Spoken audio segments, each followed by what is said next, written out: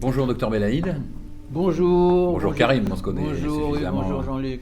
Donc une petite présentation.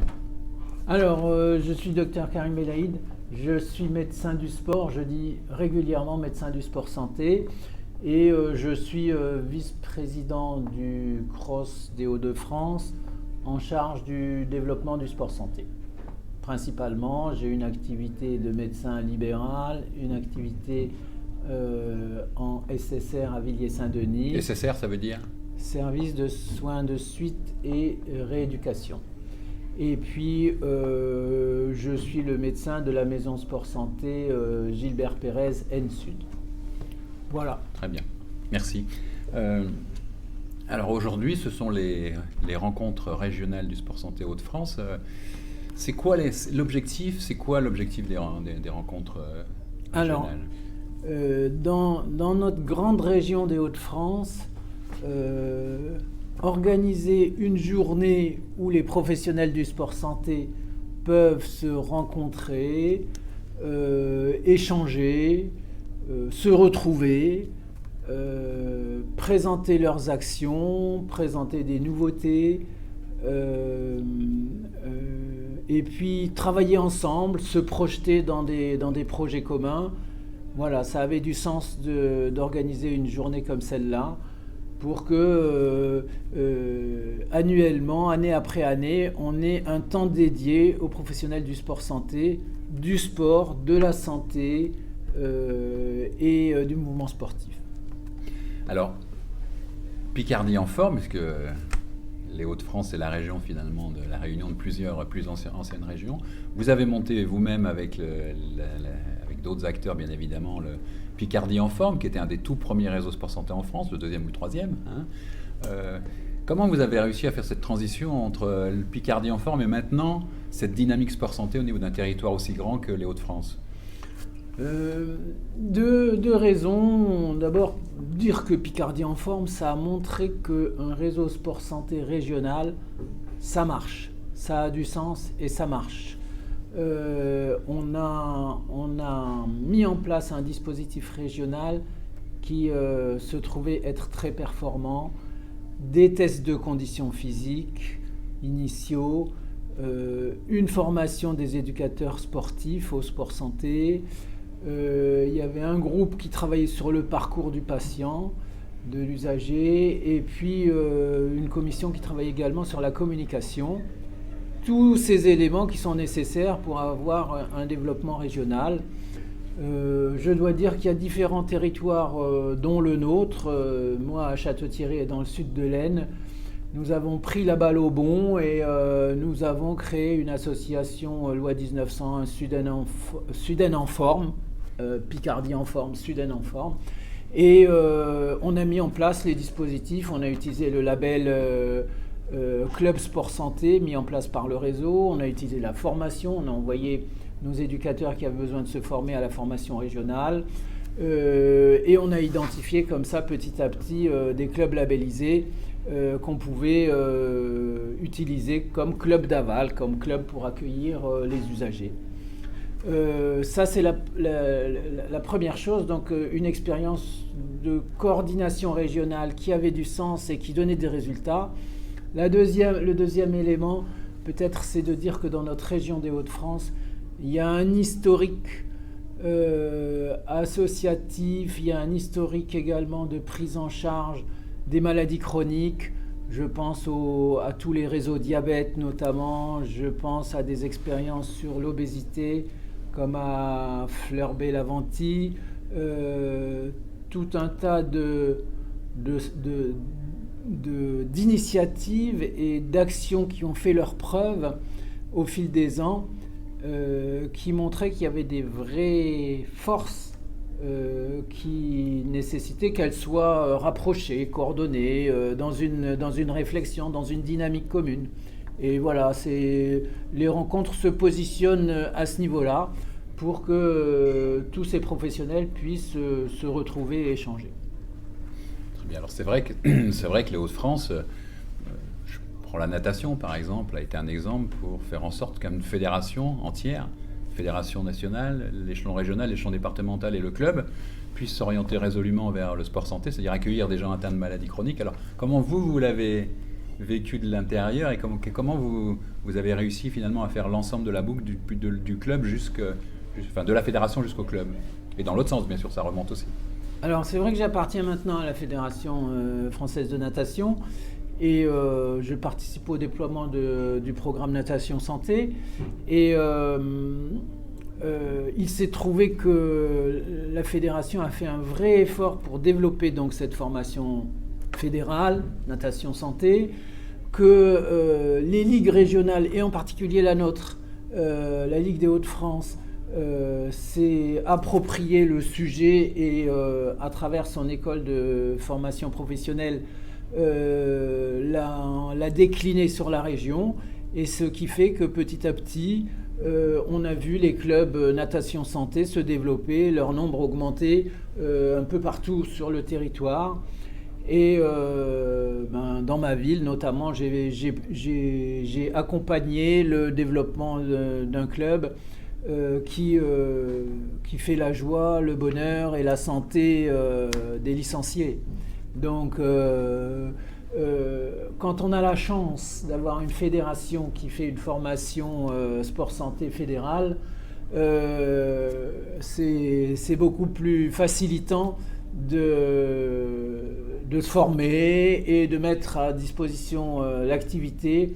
Finalement, ça facilite l'accessibilité également aux usagers.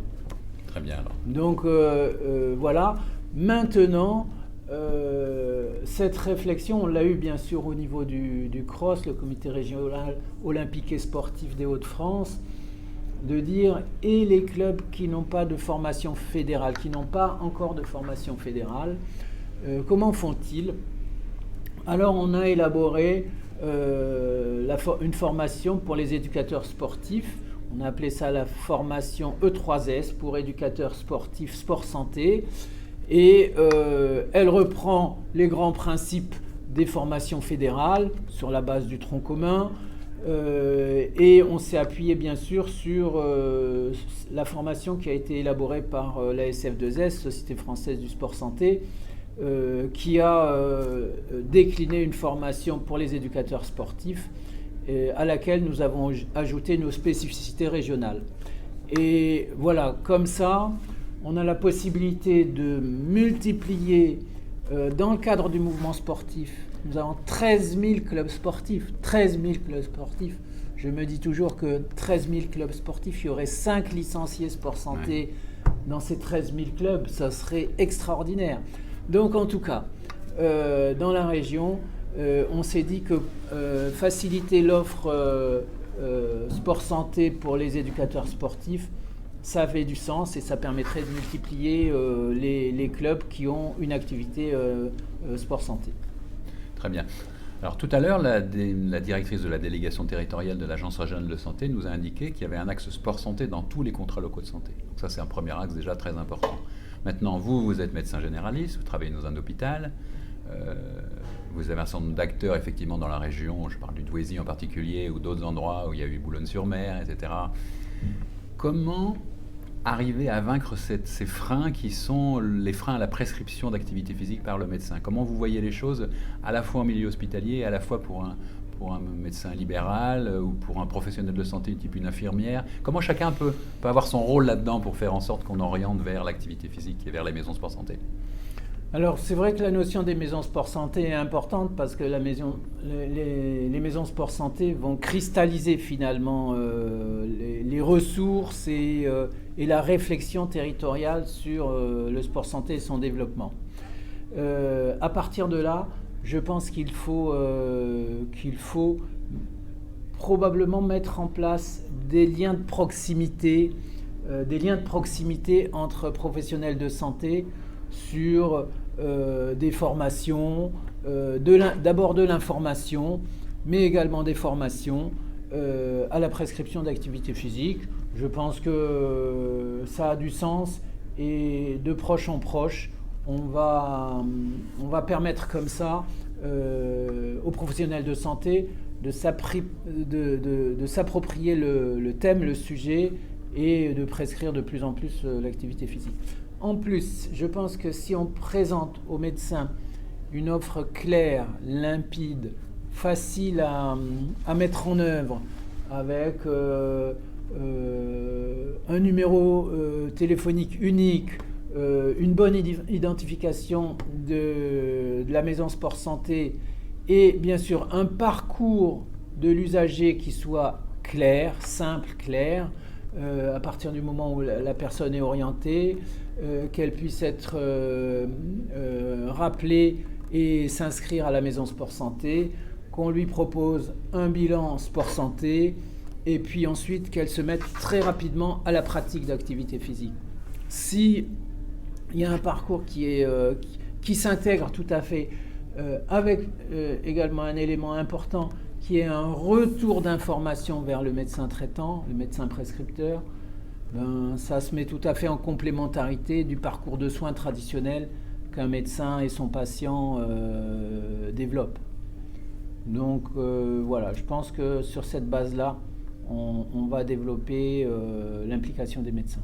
Est-ce qu'il ne serait pas possible, par exemple, je projette de se dire finalement un médecin qui serait lui-même pratiquant, on lui proposerait une activité physique, les professionnels de santé autour de lui, on leur proposerait un projet d'activité physique, donc ça rejoint le sport santé au milieu du travail.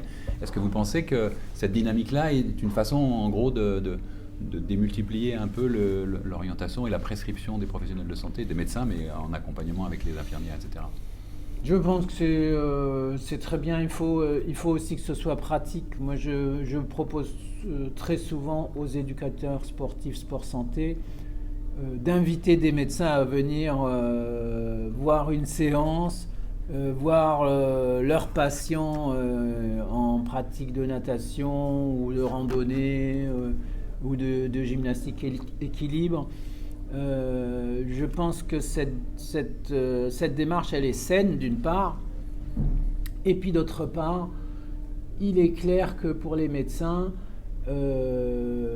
ils ont une charge de travail qui est importante, et la proposition de pratiquer de l'activité physique, et pourquoi pas structurée par les clubs, doit leur être faite. Et il est clair aussi que ceux qui pratiqueront ressentiront les mêmes bénéfices que les uns et les autres et seront les meilleurs ambassadeurs pour cette pratique. Quels témoignages ils apportent les patients que vous avez orientés vers l'activité ? Qu'est-ce qu'ils vous disent en retour ? Qu'est-ce que ça leur apporte ? C'est vraiment un épanouissement qui peut se décomposer sur notamment leur santé, les ressentis positifs qu'ils éprouvent très vite en termes de santé, le souffle qui s'améliore, la capacité à bouger, à mieux gérer les activités de la vie quotidienne, à monter leurs escaliers, l'équilibre qui s'améliore. Moi, chez les patients âgés, je leur demande le nombre de chutes par mois. Et voilà, et quand on met en place une action, on se donne comme objectif qu'on soit à 0 chute par mois. Les autres éléments positifs, c'est l'interaction avec les médicaments, avec les traitements. On les prescrit, le diabétique, on lui donne des antidiabétiques, l'hypertendu, on lui donne des antihypertenseurs. Quand ils se mettent à pratiquer l'activité physique, très vite on est amené à ajuster les doses de ces traitements parce que l'activité physique va faire baisser l'insulinorésistance, améliorer l'efficacité de l'insuline et très vite, par exemple, nécessiter qu'on diminue les doses d'insuline. Et pour l'hypertension artérielle, c'est pareil.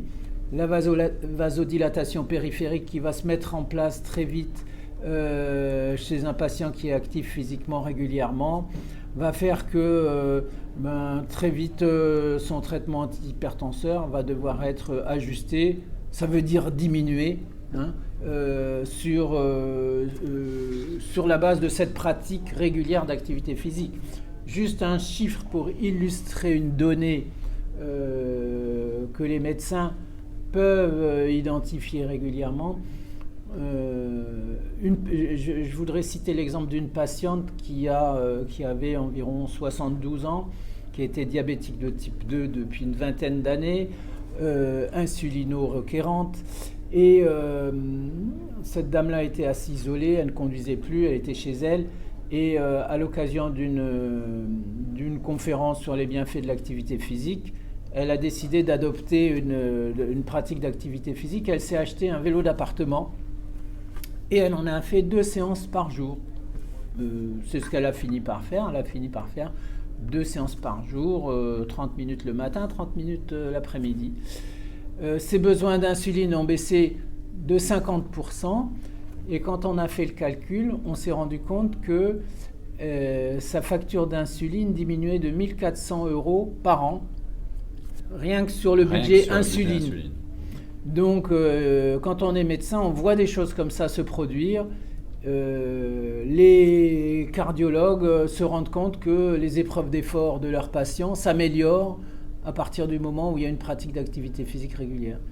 Et tout ça, ça nourrit les échanges qu'on a avec les patients sur la pertinence, l'intérêt, le bénéfice, le bien-être qu'on tire de la pratique.